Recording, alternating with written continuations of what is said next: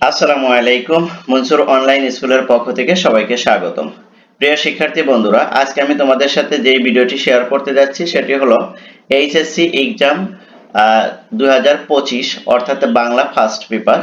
যারা 2025 সালে HSC exam দেবে তাদের জন্য এই ভিডিওটি। দেখো, আজকে আমরা শেয়ার করব তোমাদের সাথে বাংলা ফার্স্ট পেপার নিয়ে, এবং সেই সাথে আমরা এখানে একটু আগে মান বন্টনটা দেখে নেব, রাইট?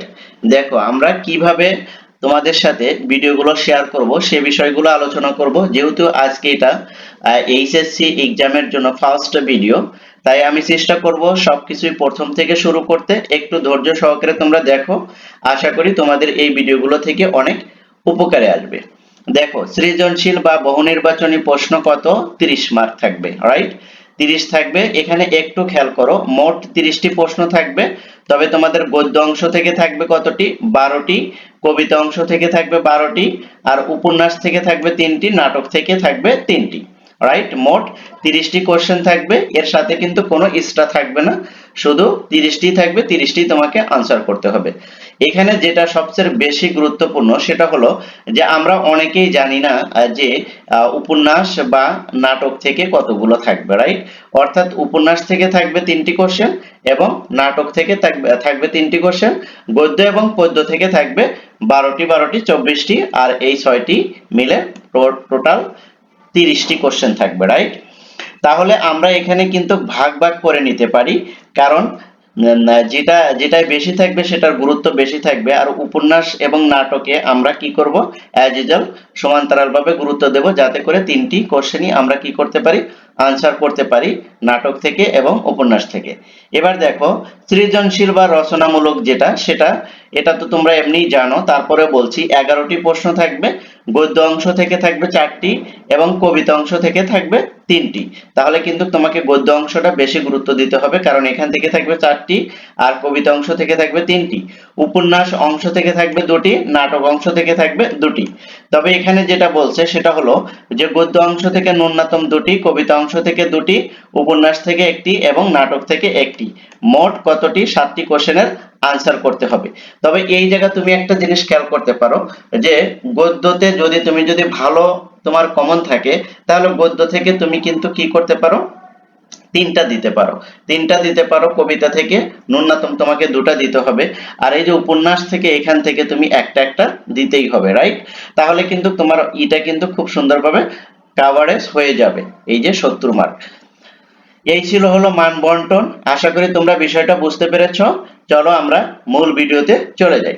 দেখো, আমরা যেহেতু এইচএসসি এক্সামের জন্য সম্পূর্ণ প্রিপেয়ার করছি বা প্রস্তুতি নিচ্ছি, তাই আগে আমরা সর্বপ্রথম যেটা করব সেটা হলো আমাদের যে বিগত সালের যে বোর্ডগুলো আছে, অর্থাৎ যেই বোর্ডে কোশ্চেনগুলো আছে, ওই কোশ্চেনগুলো আমরা আগে কি করব, সলভ করব।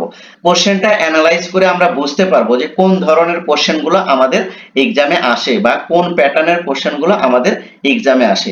তাই পরীক্ষার আগে অবশ্যই বিগত বোর্ডগুলোর কোশ্চেন অ্যানালাইসিস করা এবং সেগুলো কি করা, ভালোভাবে দেখা খুবই বুদ্ধিমানের কাজ। যারা এটা করে না, শুধু পড়ে যায়, কিন্তু তারা কিন্তু প্রপারলি আনসার কমপ্লিট করতে পারে না। তাই আমি যেটা বলছি তোমাদেরকে, আমি তোমাদের জন্য যে রিকমেন্ডস করছি সেটা হলো যে তোমরা অবশ্যই বোর্ডগুলোর কোশ্চেনগুলো আগে দেখে নিবে।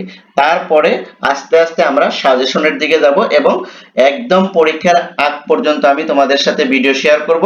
শুধু তাই নয়, এবং একবারে শেষ অবধি পর্যন্ত সুপার শর্ট সাজেশনও আমি তোমাদেরকে প্রোভাইড করব। যদি তোমরা এই চ্যানেলের সাথে থাকো, তাহলে একদম একবারে A to Z তোমাদের প্রস্তুতিটা কমপ্লিট করতে সাহায্য করব ইনশাআল্লাহ। সো আজকে আর বেশি কথা বলবো না, তাহলে চলো আমরা মূল ভিডিওতে চলে যাই।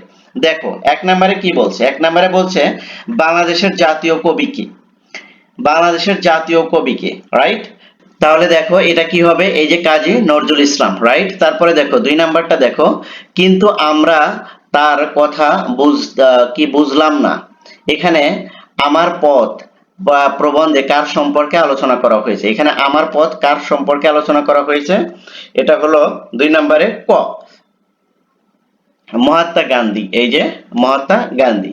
তারপরে 3 নাম্বারটা দেখো, 3 নাম্বারে কি বলছে? কন্যার রূপ গুণের বর্ণনায় কয় বিনুদা বলেছিলেন। কন্যার রূপ গুণের বর্ণনায় বিনুদা কি বলেছিলেন? এখানে কি হবে 3 নাম্বারটা হবে হলো ক, অর্থাৎ এই যে 1 এবং 2।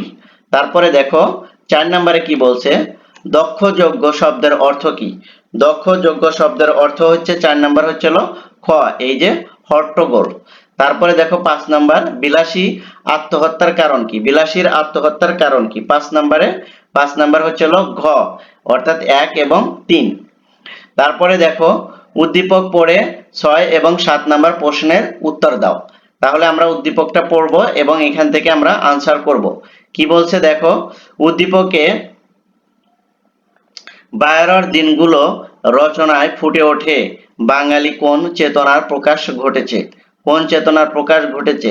6 নাম্বার হচ্ছে হলো খ, অর্থাৎ এই যে আত্মত্যাগ।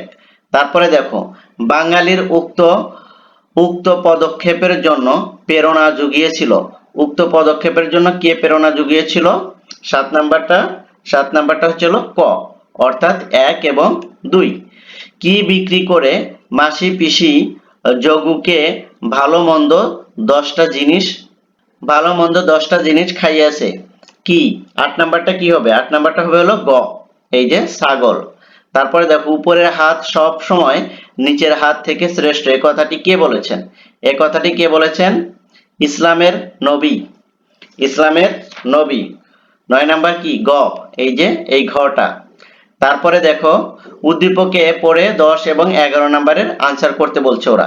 উদ্দীপকের সঙ্গে রেইনকোট গল্পের সাদৃশ্য বিষয়, উদ্দীপকের সঙ্গে রেইনকোট গল্পের সাদৃশ্য বিষয় কি? ক, কতে কি আছে? 1 এবং 2। তারপরে দেখো 11 নাম্বারে কি বলছে, উদ্দীপকের কোন বিষয়টিতে রেইনকোট গল্পের মিল পাওয়া যায়? উদ্দীপকের কোন গল্পটিতে রেইনকোট গল্পের মিল পাওয়া যায়? 11তে কি আছে? 11তে হচ্ছিল ক, অর্থাৎ এই যে ক্লার্ক ডাউন রাতে ট্যাঙ্কের হুঙ্কার, এটা। 12 নম্বরে কি বলছে, মানবিক স্মৃতি বলতে আমরা বুঝি, মানবিক স্মৃতি বলতে আমরা কি বুঝি? 12 নম্বরে হচ্ছিল গ, গতে কত আছে? 1 এবং 3। তারপর দেখো উদ্দীপক পড়ে 13 এবং 14 নাম্বার প্রশ্নের উত্তর দাও। এখানে দেখো উদ্দীপকের ভাব প্রতিদান কবিতার কোন ভাব ধারণ করে? কোন ভাব ধারণ করে? 13 নম্বরে হচ্ছিল ঘ, অর্থাৎ সাম্যবাদ যেটা।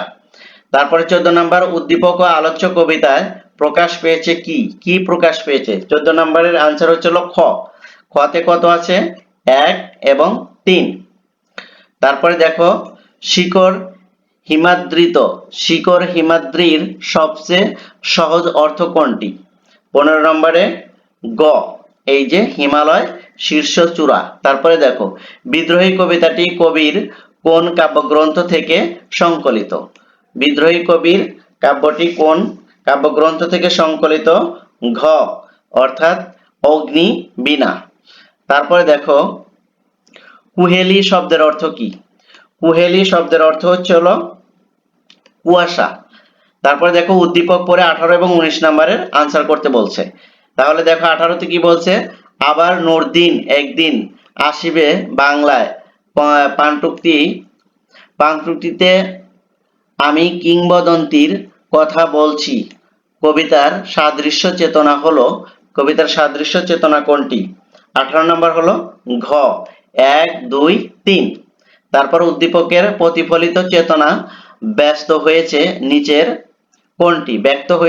কোনটিতে? তাহলে 19 নাম্বার কি হবে? 19 নাম্বার হবে হলো ঘ, এই যে এটা। তারপরে দেখো 20 নাম্বারে কি বলছে?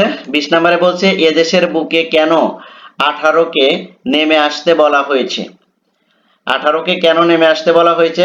20 নাম্বারে আসলো ঘ, অর্থাৎ এ বয়স সাহসী, দুর্বার, গতিসম্পন্ন ও কল্যাণব্রতী।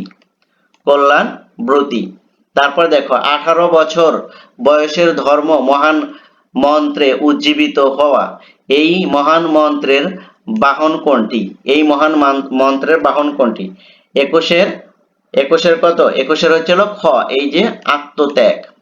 তারপরে দেখো 22, ঘাতকের অশুভ আস্থানায় মানুষের অবস্থা কি ছিল? 22 নাম্বার হলো ঘ, অর্থাৎ 1 2 3। তারপর 23 নাম্বার দেখো, মির্জাফরের প্রকৃত নাম কি ছিল? মির্জাফরের প্রকৃত নাম কি ছিল? 23 নাম্বার, মির্জাফরের প্রকৃত নাম হচ্ছে হলো তোমার মির্জাফর আলী খাঁ। মির্জাফর আলী খাঁ এটা। রবীন্দ্রনাথ ঠাকুর কত সালে সাহিত্যে নোবেল পুরস্কার পায়? কত সালে? 1913 সালে। 1913 সালে। তারপর দেখো, কোমল বন শব্দটি কবি ফেব্রুয়ারি 1969 কবিতায় কি হিসেবে ব্যবহার করেছে? 25 নাম্বার, কি হিসেবে ব্যবহার করেছে? প্রতীকী অর্থে। প্রতীকী অর্থে। তারপর দেখো, খাজাঞ্চি বলতে কোন ব্যক্তিকে বোঝায়? খাজাঞ্চি বলতে কোন ব্যক্তিকে বোঝায়? 26 নাম্বার, ঘ, এই যে কোষাধ্যক্ষকে বোঝায়। কোষাধ্যক্ষকে। ব্রিটিশ সিংহ ভয়ে লেজ গুটিয়ে নিলেন, এ বড় লজ্জার কথা। উমিচদের এই সংলাপের মধ্য দিয়ে আমরা অনুধাবন করতে পারি। কি অনুধাবন করতে পারি?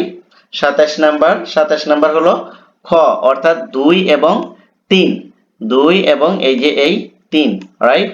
তারপর দেখো, উদ্দীপক পড়ে 28 এবং 29 নম্বর প্রশ্নের উত্তর দাও। কি বলছে উদ্দীপকের?